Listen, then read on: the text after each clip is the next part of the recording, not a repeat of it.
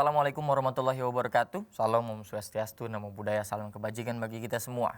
Balik lagi bersama saya Sultan Rifandi, hanya dalam program Interfaith di Mata Milenial Indonesia TV, Matanya Indonesia. Pada kesempatan kali ini kita akan berbincang-bincang seputar agama-agama yang ada di Indonesia. Tentu pada kali ini kita akan berbincang dengan tokoh dan narasumber dari agama Islam.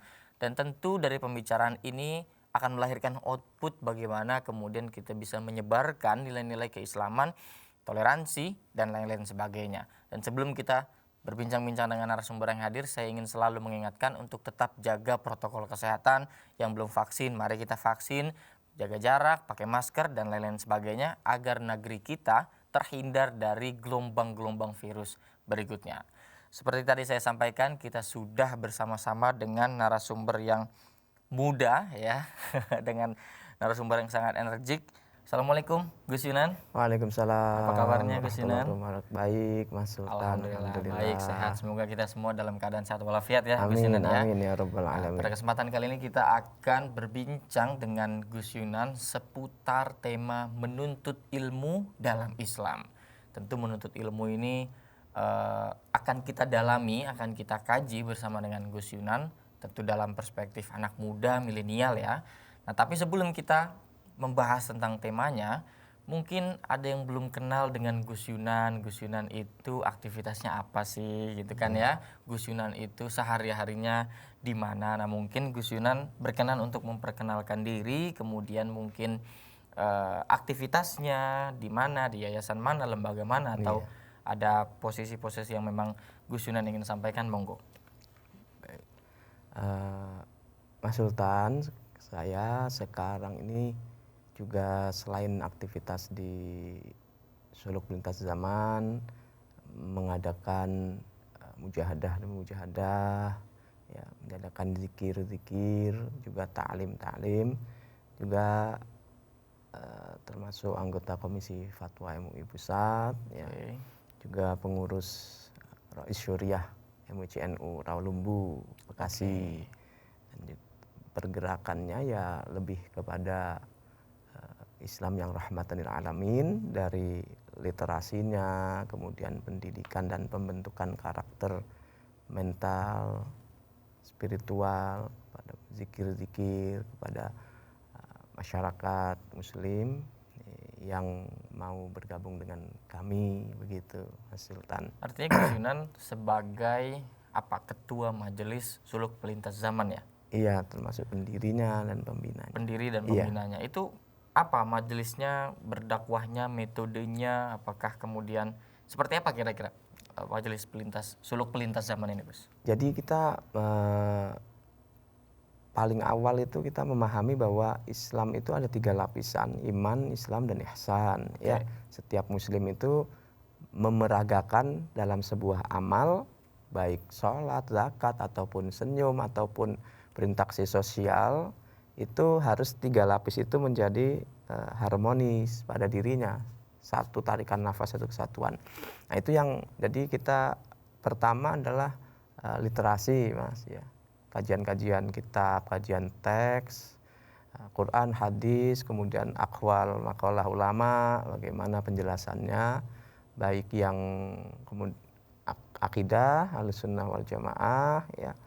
Kemudian fikihnya, terutama fikih di Indonesia gerakannya lebih pada ke Imam Syafi'i, mazhab Syafi'iyah, dan yang puncak adalah kita mengenalkan dan berusaha membangun kesadaran bahwa akidah itu benih, akar, batangnya adalah akhlak, justru buahnya itu adalah tasawuf, itu berakhlak dan bertasawuf. Ruh inti dari beragama ada pada ihsannya itu. Nah, ini yang ingin kita bangun, karena pendekatan fikih itu kita itu tidak bisa, Islam itu hanya mengisi otak saja ya, lebih juga kepada kejernihan hati, sehingga kita puncak dari kegiatan sholat, zakat dan sebagainya adalah wujud ihsan, wujud berbuat terbaik, ya, terbaik. Nah, ini konsep dalam agama kita, bisa kita katakan ada konsep adil, ada konsep ihsan.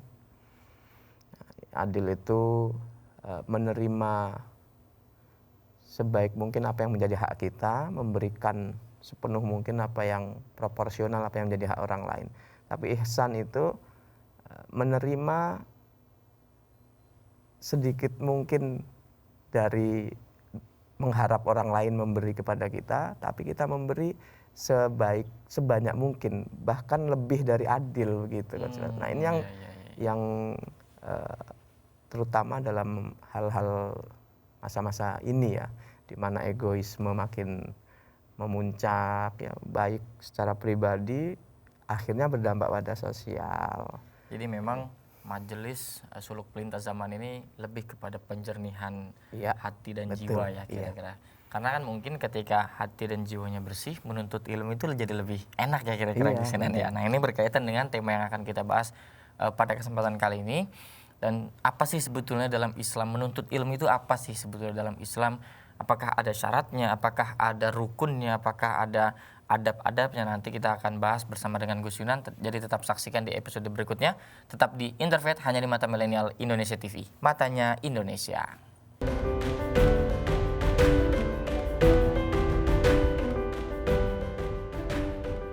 Yap, balik lagi masih bersama saya Sultan Rifandi dalam program Interfaith di Mata Milenial Indonesia TV. Matanya Indonesia. Tadi kita sudah berkenalan dengan narasumber kita, Gus Yunan, yang juga sebagai pendakwah yang berfokus berdakwahnya dalam kejernihan hati, mencontohkan perilaku baik, ihsan dan lain-lain sebagainya. Dan tentu saja ini juga berkaitan dengan tema yang akan kita bahas pada kesempatan kali ini, yaitu tentang menuntut ilmu dalam Islam. Gus Yunan, tadi saya sudah introkan lah bagaimana kemudian ilmu itu, menuntut ilmu itu seberapa penting sebenarnya dalam Islam.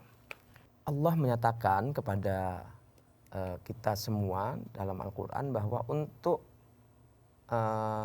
mendukung fungsi kekhalifahan, bahwa setiap kita, setiap manusia ini adalah diamanahi seluruh alam semesta ini, maka Allah menyiapkan dalam diri kita itu hati, jiwa, dan menyiapkan juga dengan intelektualitas otak untuk diisi ilmu, Mas. Tanpa ilmu tentu saja fungsi kekhalifahan, amanah ini, amanah yang Allah berikan pada kita tidak akan bisa terpahami, dan fungsi sebagai khalifah tidak akan bisa terlaksanakan dengan baik, sehingga nanti bermasalah ketika kita tiba saatnya mempertanggungjawabkan setiap detik hidup kita, setiap pilihan-pilihan hidup kita, respon-respon kita di hadapan Sang Pencipta nanti di akhir zaman. Nah, itu ilmu sangat menduduki poin penting dalam agama Islam. Baginda Nabi menyatakan minal mahdi lal lahdi, mulai dari buayan sampai liang lahat. Padahal anak bayi itu mau belajar sekolah di mana ya? Betul. Sampai sekarang baru ada sampai PAUD ya, belum ada sampai bayi gitu ya. Bahkan orang yang sudah sampai liang lahat mau belajar apa? Enggak kan. Ini hanya perumpamaan bahwa Muslim itu setiap manusia bahkan setiap manusia untuk mendukung fungsi kehadirannya di dunia ini bukan tanpa misi gitu. Bukan tanpa misi. Ini aku kasihkan ini dunia, engkau berbuat apa untuk dunia ini. Nah, ini punya ilmunya. Tanpa ilmu kita akan sesat jalan, menempuh jalan yang jauh, atau bahkan berliku-liku. Nah, ilmu itu membuat jarak terdekat di antara dua titik itu garis lurusnya adalah ilmu. Iya, jadi tepat sasaran, ibadah yang diterima oleh Allah itu yang seperti apa, kemudian misi kekhalifahan kita, dunia hadir di dunia untuk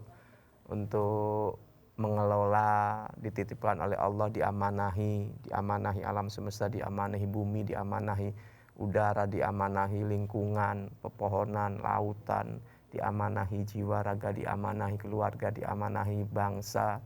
Itu semua akan ditanyakan oleh Allah Subhanahu wa taala. Tapi kalau definisi ilmunya itu sendiri dalam Islam itu apa kira-kira, Gus? Ilmu dalam agama Islam kalau merujuk pada pandangan Imam Ghazali misalkan, beliau menyatakan bahwa semua pengetahuan yang mendukung pada terlaksananya fungsi kekhalifahan semacam itu, maka itu disebut adalah ilmu. Oke. Sehingga secara global, cuman beliau mengingatkan bahwa ada ilmu yang fardu ain atau wajib bagi pribadi, ada yang sudah tidak wajib pada pribadi. Nah ini tentunya masuk pada spesialisasi nanti kan. Oh. Justru adanya spesialisasi ini membuat kita itu merasa saling membutuhkan, bisa saling menghargai. Nah, juga sebelum spesialisasi kan biasanya ada kuliah ya Mas.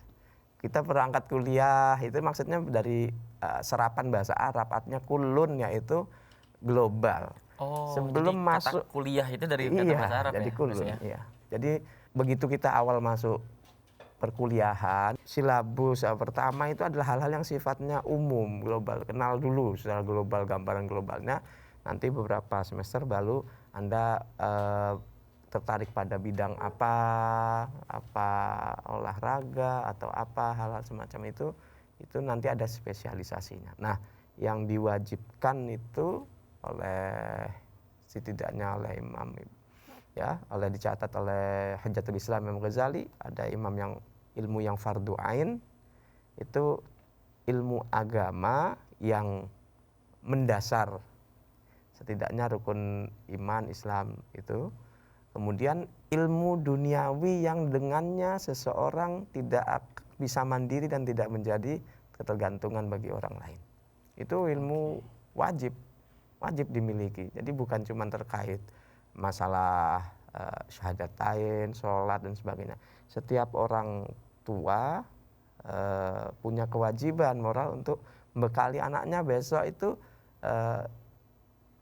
hidup dengan apa. Oke. Nah itu yang harus diarahkan. Artinya memang dalam Islam tidak hanya mewajibkan kita untuk belajar agama saja ya Gus? Betul, tidak ada pembedaan sesungguhnya antara pembedaan ilmu ini ilmu agama, ilmu ini duniawi itu hanya pembedaan fakultatif saja, bukan pembedaan ketika di dalam kehidupan nyatanya.